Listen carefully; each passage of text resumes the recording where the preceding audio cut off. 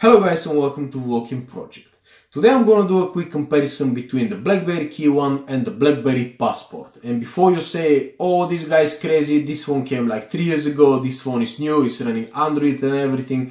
Well, this phone, the Blackberry KEYone, costs £500 guys. If you're lucky, especially if you click in the description down below, you can buy it for about £400. But this one, the Blackberry Passport, you can buy it just for about 130 to 150 pounds, guys. So basically, if you're looking to the ultimate keyboard experience, let's see which one is better.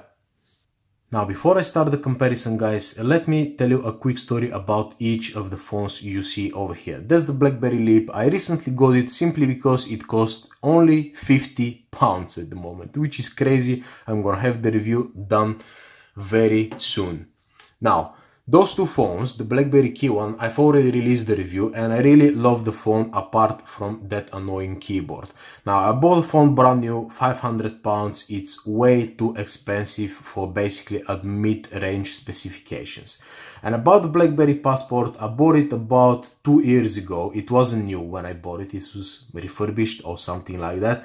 Now, it's been sitting in my cupboard for the last 1 year, waiting for a proper official Android release, which never really happened.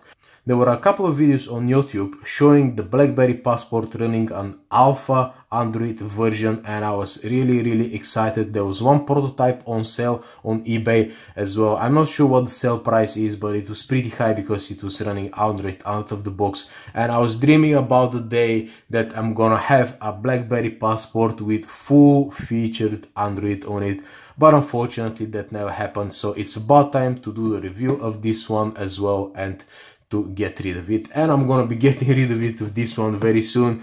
And about the new Blackberry Motion, I will definitely not be getting it simply because £400 mid-range specs, you don't even have the keyboard on it.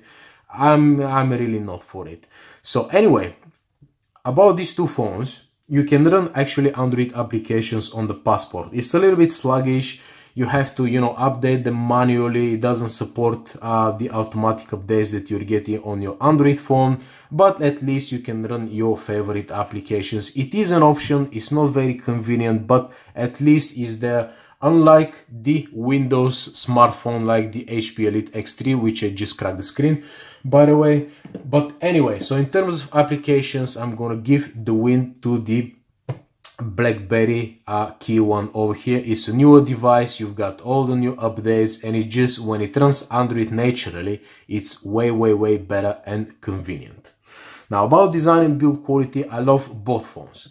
Now this one feels extremely nice and sturdy in the hand, is very heavy, and the only thing which I don't like particularly is the back cover. It's a little bit kind of rubberized, plasticky, it's grippy, but it's a little bit on the cheap side, and the Blackberry logo is very cheap over here at the back. But the overall in-hand feel and design, I absolutely love it, guys. Now the Blackberry Passport is called the Passport because it's exactly the same size as the international passports.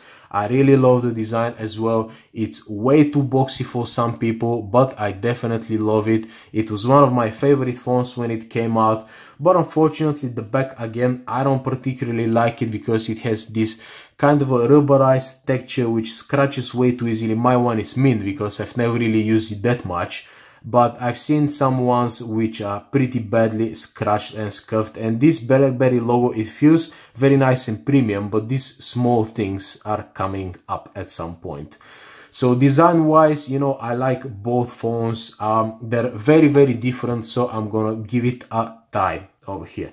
Now when we talk about button placement, there's the power button over here. If you're left-handed, there's the perfect positioning, but I'm right-handed, so basically that's a no-go for me. And the inconvenience button is over here on this side. I really don't like that, and I don't particularly like the buttons of the Passport as well. The volume rockers are perfectly fine over here, but this button should have been the power button, but no, it's the inconvenience button once again. And the power button is over here at the top. That's so, 2005. You press this button, nah, it's not very good.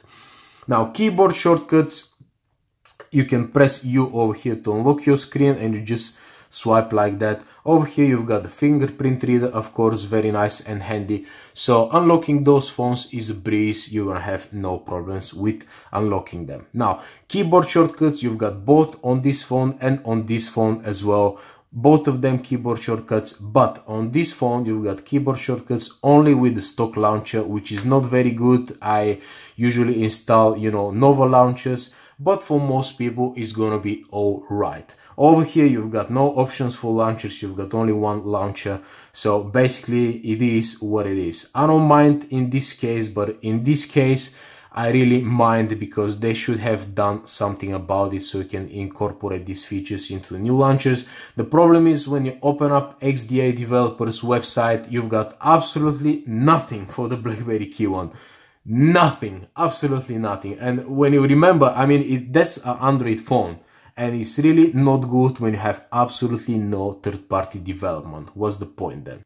Now, in terms of battery capacity, both of them has 3500 mAh of battery. This one is charging for 2 hours, this one is charging for about 3 hours as far as I remember. But you know, in terms of battery life, this one is way better and well optimized. The Passport is not bad either. It's definitely day-and-a-half phone, but it has a constant, you know, standby drain. So overall, the Blackberry KEYone gets 1 point for the overall battery life. And now let's come down to screens. Both of these screens, believe it or not, are 4.5 inches. The resolution is 1440p by 1440p on this one, and on this one is some idiotic resolution, something like 1080p by 1620 or something like that. The PPI actually on this screen is better, and to be honest with you, to the naked eye, this screen looks better to me. This one is not bad for an LCD screen, but it's not very good. I could have wished it was an AMOLED screen, to be honest with you, but it is what it is.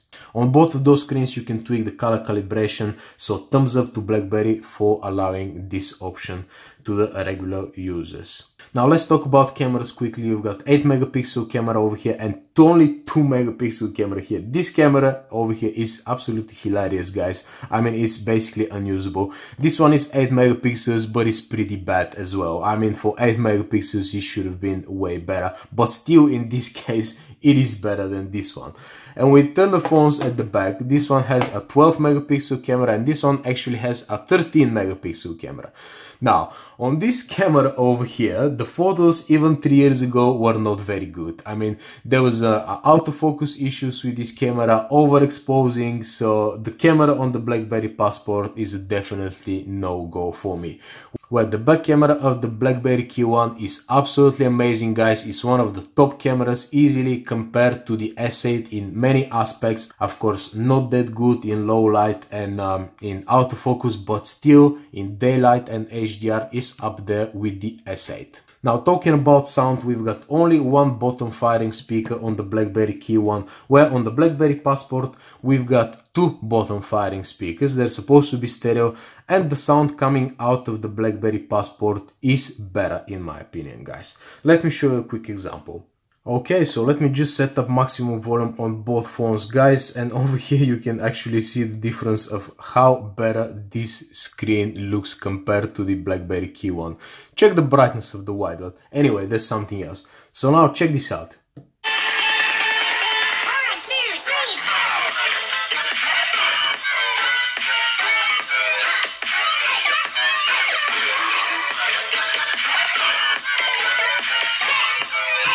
Now check this one.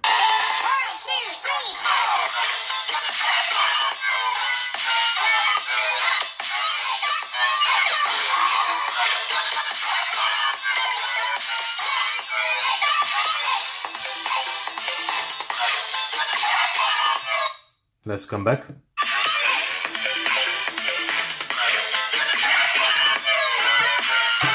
I mean, you can tell the difference, guys. This one is way louder than this one. I really don't know why. They could have put one more speaker over here to make some, you know, some kind of a stereo output, but they didn't.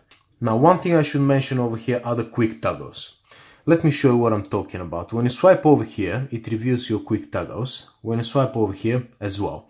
Now the difference is that over here, if you want to go to the Wi-Fi settings, you can press the toggle over here and it takes you to Wi-Fi settings. But if you just want to activate the Wi-Fi, you just press this quick toggle over here. And on the Android Blackberry KEYone, there is no such an option. You press this button over here and you go to the settings. Why? They should have stick to this old, design where you can press this button and activate the Wi-Fi. Other Android phones has this option, so I have totally no clue why BlackBerry decided to go completely stock and not add this function to that, guys. But anyway, now in terms of speed, of course the BlackBerry KEYone is the faster option simply because it runs Android natively, and over here I've got Chrome basically side loaded to it, and don't forget that this phone emulates Android 4.4, so don't expect miracles in terms of performance. However, on both phones I've opened up Chrome, my favorite website, GSM Arena. That's not an ad by any means, it's just the site that I'm using on daily basis for the last couple of years, guys. And now let's check the scrolling of those keyboards. As you already know, you have scrolling over here on that keyboard, but the thing is that the bottom row of the buttons is not very active. So if you're scrolling like that, you're gonna be struggling with the scrolling on this one, where the scrolling on this one is absolutely flawless, guys. It's very precise. Check this out. It's very good. Even in the bottom row of the buttons, the scrolling has totally no problems, where over here, if you're swiping on the bottom, you can see that nothing is happening. So basically, in terms of keyboard scrolling, I prefer the scrolling on this keyboard. And now the most important part is, let's check the keyboard quality. And basically, if you're this kind of a businessman or something like that, so you need your phones for emails or something like that, check this out. Now let's quickly type something on the passport, guys, like BlackBerry KEYone sucks, monkey boss. Basically, the feedback is so nice and pleasant, and for two-hand usage, that's definitely a go, guys. And now if you want a capital letter, you just press this button over here, and I really like this integration. Now if you want a symbol, there are your quick symbols over here. These symbols as well are available. So basically, using this keyboard is absolutely a breeze for me.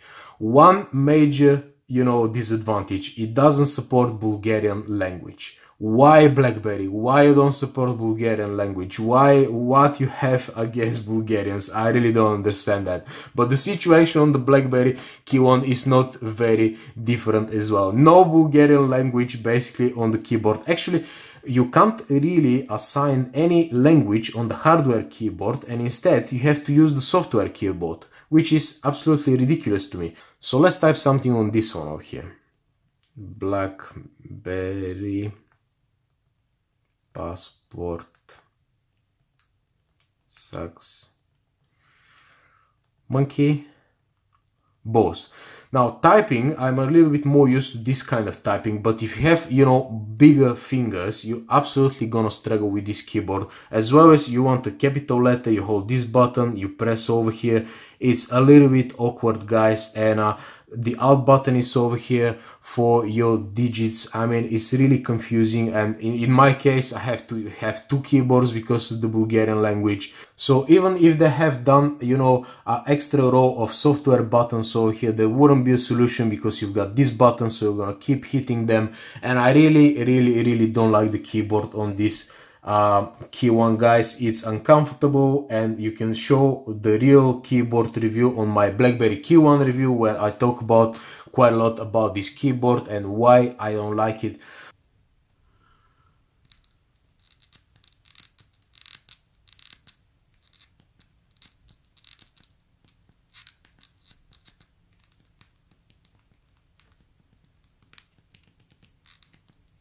But basically, overall, I really like, the overall feel and the size of those buttons over here. For two-hand usage, that's absolutely your keyboard to go. And over here, for one hand, yes, but if you have to type something, you know, with capital letters or with numbers, this one is really not that comfortable, especially if you have bigger, you know, fingers. That's definitely a no-go for me, guys. So let's wrap this up, guys. Where does it leave us with the Blackberry KEYone versus the Blackberry Passport?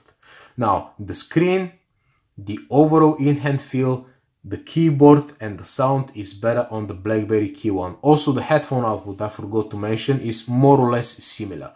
Now, on the KEYone, you've got the Android out of the box, which is a major go, and the camera is absolutely phenomenal on this phone, as well as the battery life is better on this one. But the thing is that this phone for £150, I can definitely still recommend it because it's gonna be gone very, very soon, guys. But to be honest with you, if you want to experience the QWERTY keyboard, if you need it for business only, this is the phone to go. £150, you can't really go wrong with this phone. Where with this phone, £400, it's really hard for me to recommend it because the main thing about the screen, the keyboard, doesn't really do a good job. And the thing is that you still have LCD screen, this one has a better screen.